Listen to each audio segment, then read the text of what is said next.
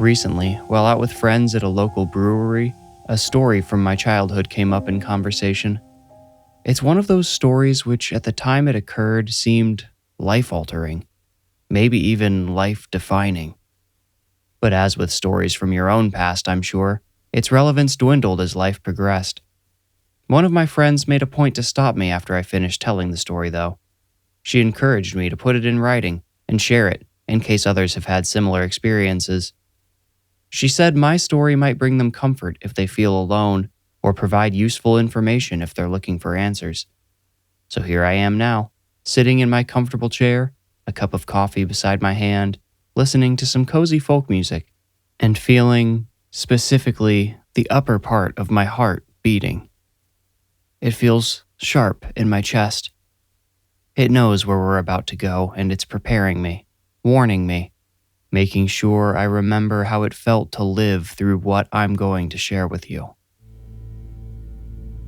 My dad died when I was 14. Motorcycle accident. My brother Jonah was only 8. He started sleepwalking and suffering night terrors shortly after it happened, which started affecting me after we all moved in with Grandpa and Jonah and I were forced to share a room. He usually woke me up 2 or 3 times per night, babbling, asking nonsense questions, laughing, or whimpering. The latter was the worst. So unsettling. Grandpa did not show much patience for Jonah's affliction. There were nights when Jonah would yell in his sleep so loudly Grandpa would burst into our room and yell back at him. Sometimes I couldn't even tell if Jonah was awake while Grandpa berated him. One time, Jonah was sick and went to bed early in the evening. He came out of his room an hour later, sleepwalking, while we were sitting around the dinner table.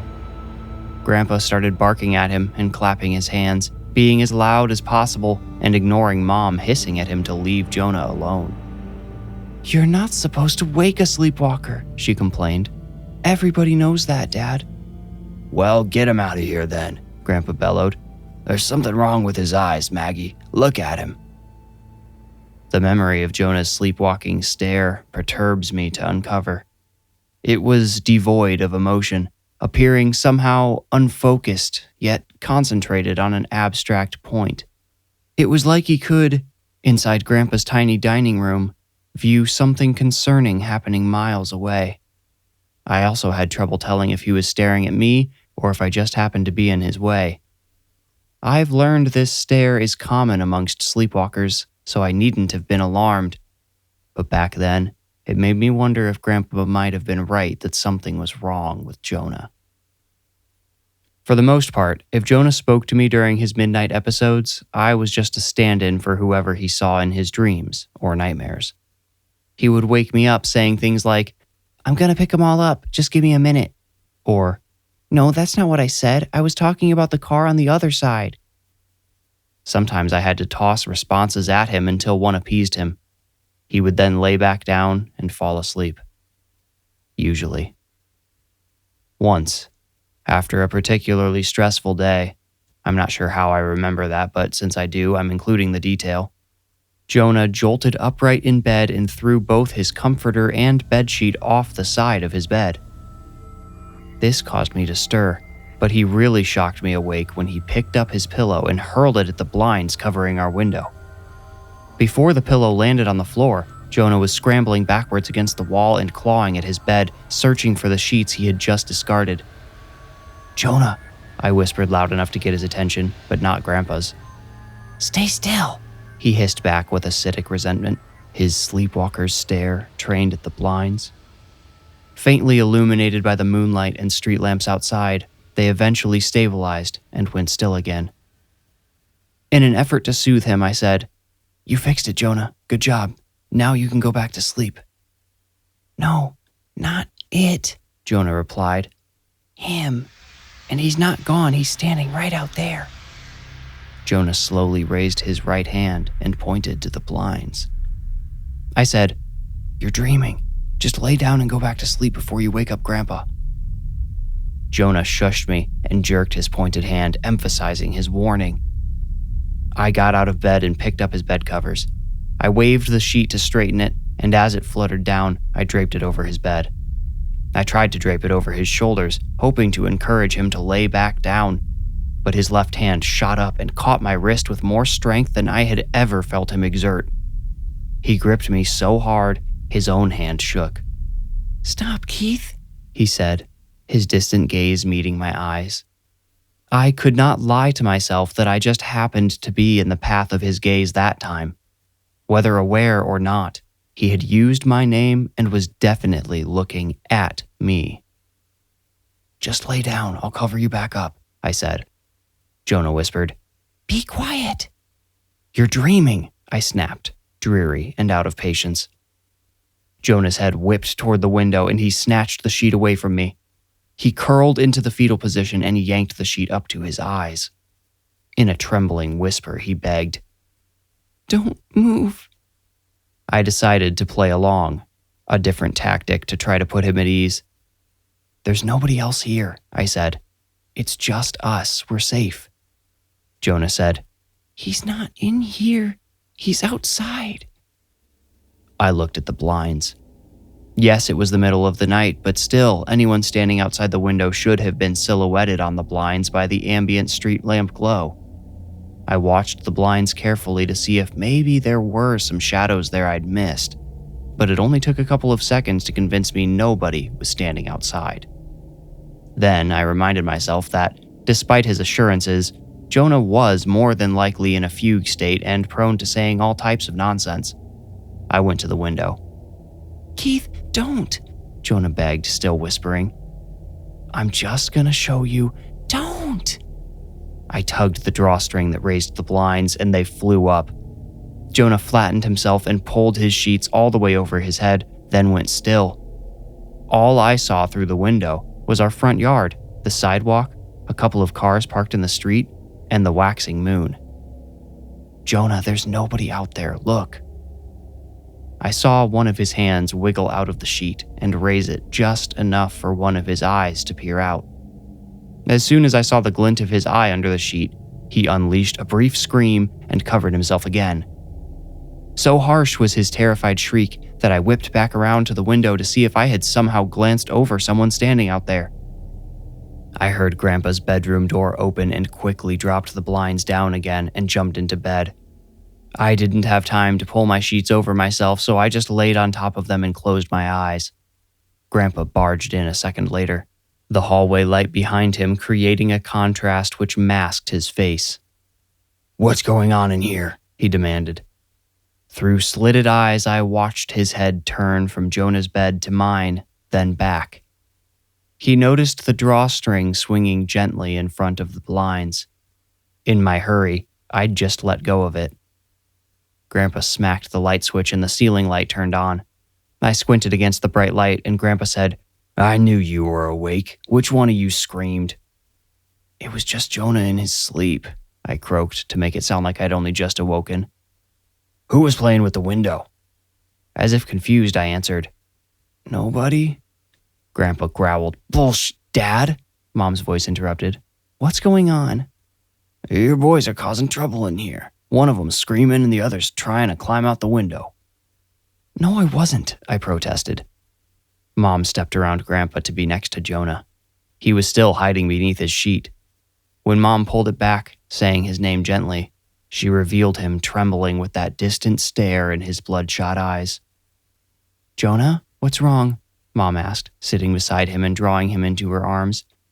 "Don't coddle him, Maggie," Grandpa sneered. Mom said, "Oh, shut up, Dad. Just go back to bed." He said, "I would if I thought it would do me any good." Mom rolled her eyes. "Well, don't worry. We'll move out in the morning. I'm sure you'll sleep much better with your daughter and grandson sleeping on the street, won't you?" Grandpa scoffed and returned to his room, turning the lights off on us as he went. "Mom, Mom, Mom, Mom, Mom," Jonah repeated rapidly. "What is it, Jonah? What's wrong?" she cooed. Jonah's eyes snapped to me, and he pointed an accusatory finger in my direction. He said, "Keith showed him. He knows we're here. He'll tell the others. They'll all know we're here." "Who, honey? Who's gonna know?" "Mom, he's just sleep-talking," I said. She gave me a look that said she knew, but asked me to let her work through it with him. I stayed quiet. "The Nightmen," Jonah replied. Now the nightmen know where we are. Well, honey, I have good news, said Mom. The nightmen? They're only in your dreams, and right now, you're dreaming. You'll wake up soon and everything will be okay. Jonah's head turned from me to her, and he asked, Are you sure? Positive, Mom replied. Jonah's eyes relaxed. He blinked multiple times, then looked around the room, taking it in. I'd seen this happen before. Now he was actually awake, or maybe fully conscious is a more accurate way of saying it. After a dazed moment, his attention snapped to the blinds glowing faintly from the lights outside. I knew what he wanted me to do.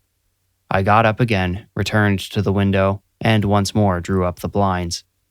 There was no one outside. Jonah's shoulders relaxed, and he hugged Mom. She hugged him back and kissed the top of his head. Still holding him, she looked at me and said, Sorry about Grandpa. He's always cranky when he's tired. He must be tired a lot, I said, and Mom gave me a reproachful look, but I could tell she was trying not to laugh. We won't live here forever, she promised. I closed the blinds as she tucked Jonah back in. I played tag with sleep after that. Every time I thought I had it in arm's reach, it juked and evaded me. I was trapped in a thought loop. First, I would feel anxious about Jonah waking up again, which would lead me into anger at Grandpa for being so brittle and stern. His reaction every time Jonah's night terrors got out of hand made them that much more stressful for all of us. These feelings dug into me until they unearthed a memory of Dad telling me how he basically rescued Mom from Grandpa. She was 18 when they moved into their first apartment together with 2 other roommates. Dad said Grandpa had always been harsh with Mom, always pushing her to achieve more without celebrating her successes along the way and punishing her when she let him down. Thinking of Dad and how Mom ended up back at Grandpa's after he died made me sad, which made it increasingly difficult to sleep. I finally drifted off around 2 a.m. I know because I last checked the clock at 1:54. At 3:22, Jonah's voice woke me up again. My head throbbed. I couldn't bear to open my eyes, so I just laid there listening to him babble nonsensical, disjointed sentences. After Jonah finally went silent, he sat up and pivoted on his tailbone until his legs dangled off the bed. I observed all of this by sound alone, having heard Jonah get out of bed every morning since we'd moved in with Grandpa. I kept my eyes shut, listening and waiting for Jonah to lay back down.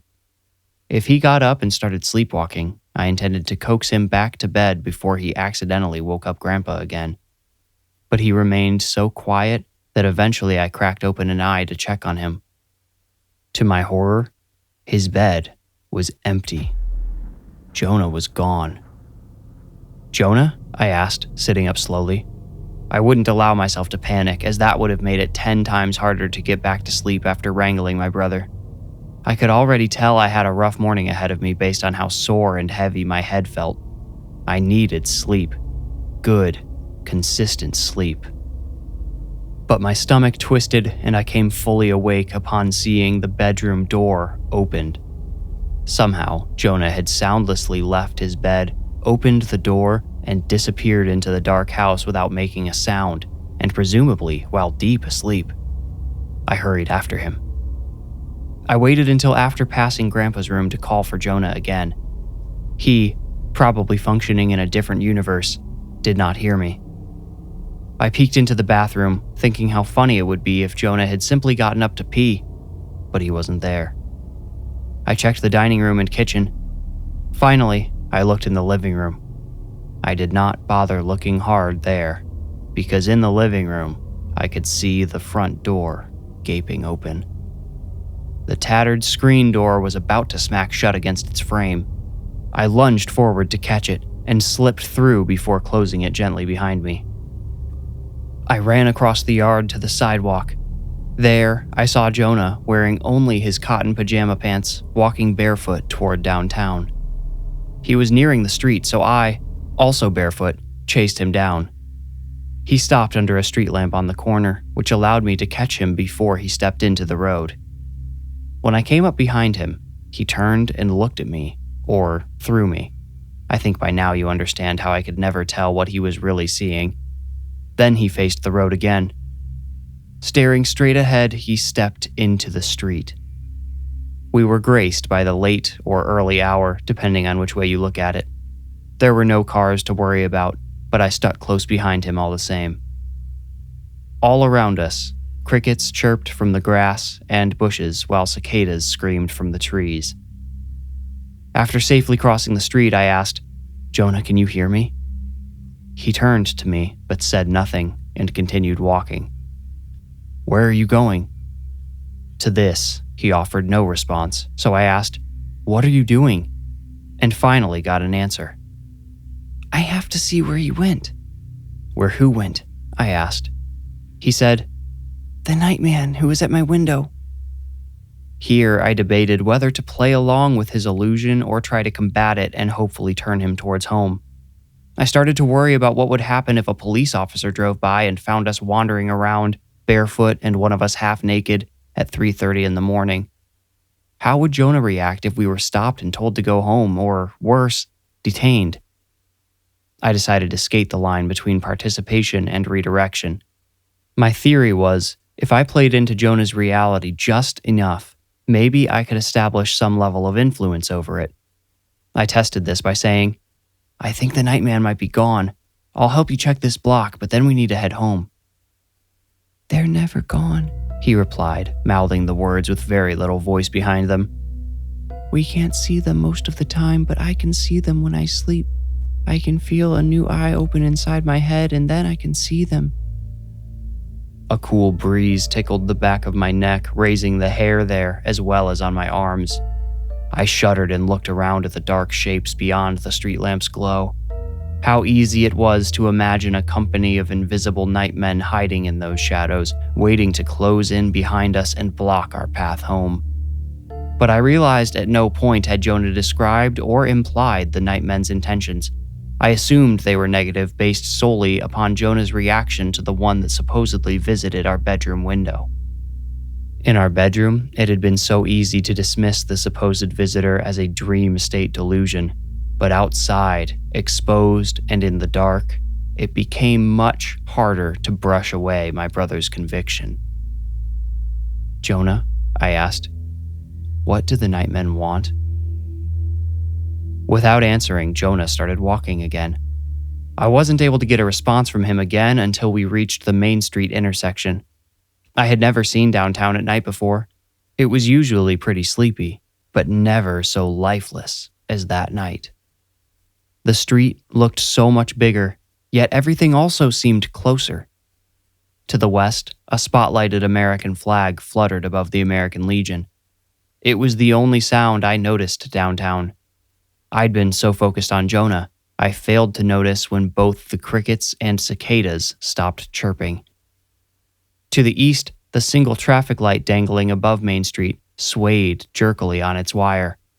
Jonah turned toward it. "Jonah, wake up," I commanded. Mom had warned me not to wake him during his spells, as she called them, but I assumed we'd entered the sort of extenuating circumstance during which normal rules could be abandoned. Instead of sputtering awake, Jonah raised his arms halfway to his head and ducked down as if preparing for an earthquake. He looked around, noticed a public bench, and scurried behind it like a crab. "Get over here," he whispered at me.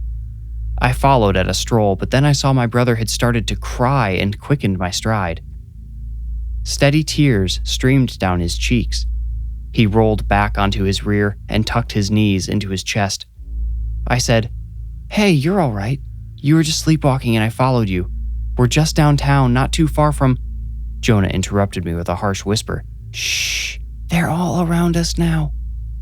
His voice sounded robotic but contained enough conviction to compel me to look in every direction I could. I saw no one else.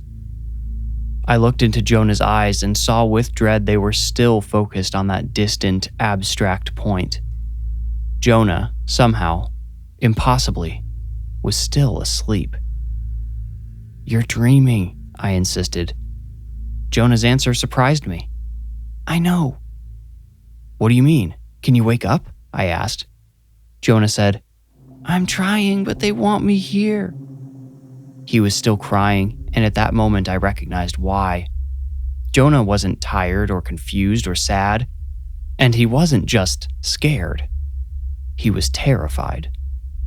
The Nightmen want you here? I asked. Not just me, he replied, and lingered his gaze on me. I reminded myself, whatever he says, remember it's just a dream. Even if he says it's not, it is. Probably. Jonah put a hand against my cheek and slowly pushed my face toward one of the shop windows behind us. He pointed with a half-extended elbow and whimpered, There's one looking at us right there. He moved my head to the glass door of the next shop. Jonah whispered, There's another one. They're everywhere, Keith. What should we do? The flag fluttered again. The crickets and cicadas were still silent. I can see one of them down there, Jonah said, subtly pointing down the sidewalk. He's walking toward us, sort of. Don't you see him? I shook my head and said, No, but that's okay, Jonah. Remember, you're dreaming. He looks like an alien, Jonah whimpered. I wished I had thought to grab my phone on my way out of the room. I could have called Mom to come pick us up. She probably wouldn't have even been mad. She would have been cranky, sure, but I hadn't done anything wrong. I'd been responsibly pursuing my brother. But as things stood, I did not have a way to contact Mom or Grandpa. There was a payphone outside of the bank across the street, but I didn't have any quarters. I was pretty sure payphones required quarters. Plus, I knew Mom's number well enough to recognize it on forms and such, but to recall it from nothing, I might have ended up calling some stranger at 3:30 in the morning instead. I definitely didn't know Grandpa's number, even though it was the landline for the house. Jonah suddenly grabbed my arm and said, We need to move. Ready to head home? I asked. Jonah grabbed my other arm and turned himself to face me while still crouching behind the bench. We have to get away from here. One's walking right this way. An alien man? I asked, trying to make it sound stupid so Jonah might recognize it as such. But he just nodded and frantically began to search for our next hiding place. What if we just ran? How about that way? I asked, pointing toward our street. Jonah swallowed hard and nodded. I helped him to stand, but before I could turn around, he darted past me in a full sprint. I chased after him, but Jonah stopped abruptly before he reached the corner. I nearly crashed into him. No, he cried and fell back against the brick facade of Angela's salon. He held up his hands as if warding off a prowling animal, but there wasn't anybody or anything in front of him. You're okay, Jonah. It's all just a dream, okay? I'm gonna get you home. Jonah screamed. Why can't you see him? He's right here. Why can't you see him, Keith? Help me! Help me! I needed to be careful how I interacted with him, lest he accidentally hurt me or himself. Before I decided on a next step, something bizarre happened to me, though.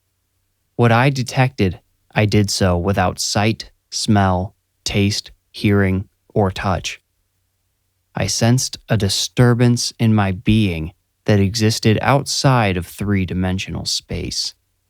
It manifested as what I can best describe as a stain on my thoughts. While looking at Jonah and deciding how to handle him, my thoughts seemed to quiet and darken like words on a page muted by a passing shadow. This mental disturbance had a shape, too.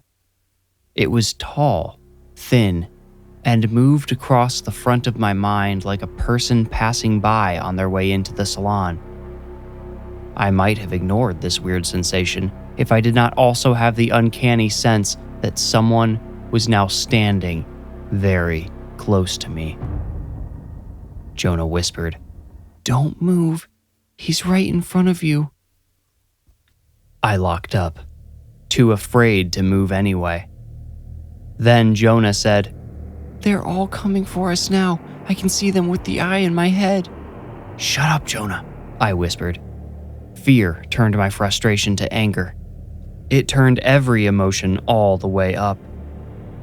Close your eyes, Jonah said, ignoring me. You can't see with them. Just squeeze them shut and then try to see. I didn't want to close my eyes, not while I could so vividly feel the presence in front of me. But I had to admit, I could no longer attribute everything Jonah said to his dream. It would occur to me later that I may have just been overtired, seeing, if that's what you'd like to call it, things that were not there. But in the moment, I gave in and tried squeezing my eyes shut to see if somehow my brother was correct. First, there was black. Then, as I squeezed my eyelids harder, shapeless colors started to dance in my blank vision. Little dots of green, purple, and white static started filling the blank space, and that dark shape, the one like a shadow falling over my thoughts, began to clarify. A tall, featureless silhouette with narrow shoulders emerged from the static, leaning down towards me. Panicked, I opened my eyes. For a brief moment, less than half a second, the dancing colors and swirling static remained in front of me. And so did the figure. In that brief less than half a second, I could see it as if an actual person was standing in front of me. If you saw it, you might have called it black, but it would be incorrect to assign it any color. It was a void, black only in the way space is black. And the only features I could distinguish in the split second in which I saw it were two enormous pits for eyes, which were somehow even darker than the rest of it. No, worse. They were anti-light. When it vanished from my sight, I knew it was still there. I juked toward Jonah and collided with him. I wrapped my arms around him, hoisted him off the ground, and ran as far as I could before he slipped out of my grip. Let's go! Run! I shouted, taking hold of one of his arms. He let me drag him along, but his eyes darted every which way as he ran. Keith, they're everywhere, he said, fearful and astounded. They're all around us. There's one behind that tree. Stop! He tilted back, forcing me into a slow stop. I pulled him close and asked, Where can we go? I can't see them. Jonah pulled away. I could hear him under his breath saying, There. As he counted invisible figures, I tried squeezing my eyes shut once more. Again, I held them tight until the colors danced behind my eyelids. When there was as much static in my vision as I could stand, I snapped my eyes open and saw the world in hues of pink and green. Only a few shapes stood out in white. One I knew was Jonah. The others also resembled people, but they stood where no one had been before. As the colors rapidly faded from my sight, the figures darkened until they matched the one I had seen earlier. True to Jonah's report, the figures were everywhere. Some were skinny, others broad and dense, and nearly all of them were tall, probably in the neighborhood of 7 to 8 feet. Again, the trick only provided me with a brief glimpse of the parallel reality Jonah could see. I caught his arm again and shouted, We don't have time to think, just run. No, Keith, stop, Jonah replied. His voice sounded fuller, with a bit of husk to it, as much as an 8-year-old could muster. And his eyes, they were trained on me. On me, not through. My little brother had finally woken up. He said, I think they're gone. He could not see the beings any longer because he was no longer tapped into whatever sense he acquired in his sleepwalking state. But I assumed, no, I knew, because I had seen them while I was fully awake, that those things were still all around us. Trust me, I said. We need to run straight home and don't stop until you get inside. Inside? Would that really matter? I wasn't sure, but I wanted to be out of the open. I wanted to get behind a door with a roof over my head and adults, yes, probably belligerent with anger, but adults nonetheless, to aid us in whatever needed to happen next. But Keith, I'm so tired, said Jonah. Tugging him forward, I growled, I followed you all the way to Main Street in the middle of the night. The least you could do is trust me, and I say we need to get back home, now. He nodded, and side by side, we ran. Mom and Grandpa thankfully slept through the whole thing. Jonah and I got home and hurried inside. Since I hadn't locked the door, I didn't need to make a bunch of noise fiddling with the lock or anything. We managed to sneak in quietly. "What do you remember?" I asked Jonah back in our room. He replied after some thought, "I remember all of it. I remember where we were, and what you said, and I remember seeing the nightmen everywhere. They were in all the shops looking out through the windows, and then you grabbed me and started running away, and they all started coming out." "Do you know what they are?" I asked. "No," he said, "but it doesn't matter. They seem real, but they're just in my dreams, like you said, so I don't—" "No, they're not," I cut in. "I can see them too. If I squeeze my eyes shut long enough to make the colors, I can see them when I open again." Jonah, armed with bravery beyond what I've ever possessed, shut his eyes and held them shut for a long time. But finally, he opened them, looked around, and said, "I think my eyes are too tired. I can't get anything. You try." I repeated the trick again.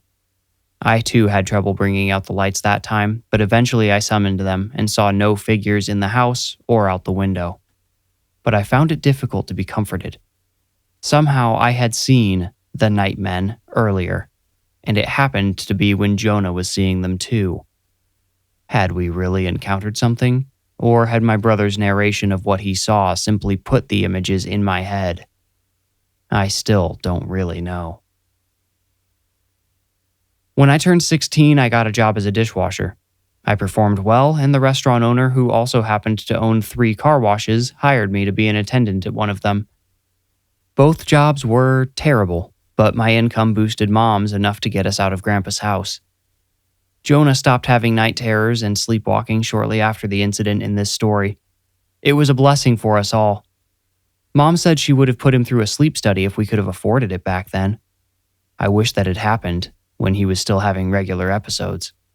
I wanted to know what his brain was doing in that state. What strange connections were firing in there? I haven't squeezed my eyes shut like that without waiting for the colors to clear before opening them since. I always chicken out. I'm not sure if the trick would even work without Jonah nearby tapping into that other dimension or whatever you want to call it. Still, I haven't tried again because if I learned there really are beings all around us, that we're constantly surrounded by intelligent life we don't and maybe can't understand with unknown abilities and intentions, I don't know if I could go on. Instead, I try to live in peace. Grandpa died during the pandemic by pure coincidence. He went naturally. He softened up in his later years and once even told me that he used to get so angry at Jonah's late-night outbursts because he would often be awakened by them with a heavy sense of dread and the idea that someone was standing next to him, watching him. He said he hated that eerie feeling, and much of the anger he spat at Jonah was simply misconverted fear. Believe me or don't. I can't blame you either way. But sometime, when you are alone maybe, without any possibility of interference, try squeezing your eyes shut until you see the pink, green, and white static. Then open your eyes, all of them, and see what you see. I don't think we're alone. I think we are all, to a certain extent, sleepwalking.